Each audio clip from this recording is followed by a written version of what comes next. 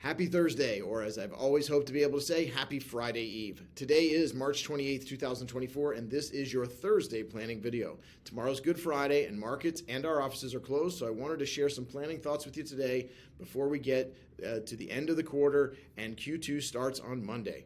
As we'll dig into April, starting on Monday, I will certainly press on the retirement savings topic for at least the next 2 weeks until April 15th comes and goes. I want to take a larger view today of retirement savings, one that comes from a few different sources.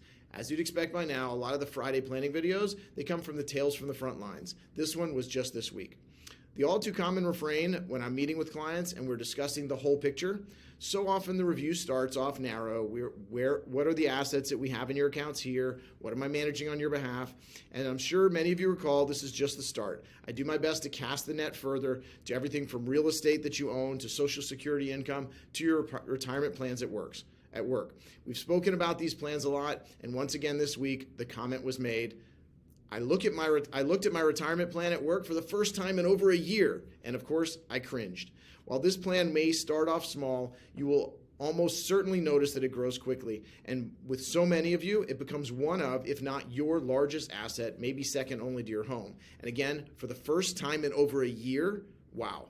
Now, I will come back in a moment to some ideas on how to address this, but let me give you an opinion that comes from one of the biggest names you may not know in the world of finance, Larry Fink, the founder, chairman, and CEO of BlackRock, one of the largest asset management companies on the planet. Started in 1998 by Larry Fink and 7 partners, BlackRock now manages close to $10 trillion in assets, and I even recall in May 2009, as the country was dealing with the closing months of the great financial crisis, they were retained by the U.S. Treasury Department to help the country analyze and unwind some of the most toxic assets from Bear Stearns, AIG, Freddie Mac, and so many of the others. So as you've heard me quote the Farmers Insurance tagline, Larry Fink can really say it. He knows a thing or two because he's seen a thing or two. Like other major figures like Jamie Dimon and Warren Buffett, Larry Fink's annual letter to shareholders is one that is almost always a good read. This year was no exception. I recommend you do take some time and read it. It is eye-opening. Why is this year the time to read it? Well, it plays into the topic for today, of course, retirement savings. Mr. Fink spent a great deal of his letter this year talking about the fear that he has that we as a country and as a world are not saving enough for retirement. I hate to say it, but I really could focus just on his letter for the next few weeks and still barely scratch the surface. Let me see if I can bring it to a point and then bring a few planning ideas that can help this country and the world have a better chance at being better savers and maybe even have a better chance at reaching your financial planning goals. We know that retirement planning is usually tops in your goals. I have to say, I think I mentioned recently how often the term AI was mentioned in Q4 2023 earnings calls. In case you're wondering, FactSet counted, and as the companies reported from mid-December 2023 until mid-March 2024, 179 of them mentioned AI in their calls. This is the second only to Q2 2023 for the most companies mentioning AI, and that goes back to 2014, that data does. The average amount of times it was mentioned was 13. AI was mentioned more than 50 times by 9 different companies. And you could have guessed it, the record was mentioned, it was mentioned 114 times by NVIDIA. I don't have the stats, but I can tell you that in doing financial plans, the AI of financial planning is retirement planning. Yes, the term retirement planning is used in my anecdotal measurement more than any other phrase. So it's good reason why it is such a focus and such a fear of Larry Fink and so many others. Let's start with a few of the concerning facts: longer lives. In the U.S., 10,000 people are estimated to be turning 65 every day, and that number is just going up. I love to discuss with you the secondary and tertiary outcomes of some of today's biggest news items. From the economic side, at least, this goes from legalizing online gambling, blocking TikTok, the horror of this week of the bridge accident in Baltimore, and specific to this case, the life-extending drugs, the new medicines fighting obesity, a condition which is estimated to take more than 10 years off your life, and all of the other uses for just those drugs and what it will do to life expectancy. This is wonderful, but when we discuss not being able to outlive your money, which ultimately is a goal of most of us, as that time frame expands, the demands on proper planning grow as well. Larry Fink speaks of the idea that as life expectancy grows, it is possible that the amount of time you will work will also expand. 65 may not be that magic age anymore to stop working. Before we get to that, and I will not be coming back to that, let's discuss a few other ways we can address this issue. And this is why we talk about it so much in your planning. In addition to working with individuals, I also work to develop and implement retirement plans for businesses large and small. With the help of some of my great benefits partners, we've been able to get plans in place for employees to start early and save, and this will likely serve them well. If you or your company has a plan that is not as good as you think it should be, please let me know. We can talk about that, how to best address that. In the recent legislation that we've talked about, the Secure Act and the Secure Act 2.0, recall that Secure stands for Setting Every Community Up for Retirement Enhancement.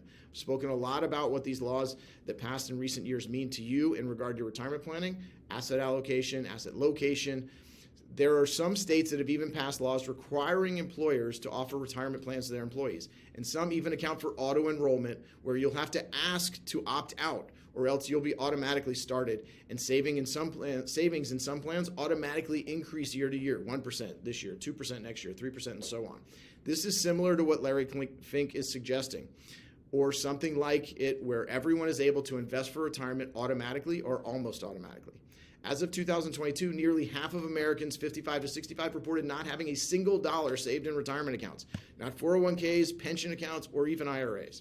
This has been made harder with the inflation in recent years. Studies show that when people have emergency savings, they're 70% more likely to invest for retirement. And so much of that emergency savings has been eaten up literally by food and services inflation recently.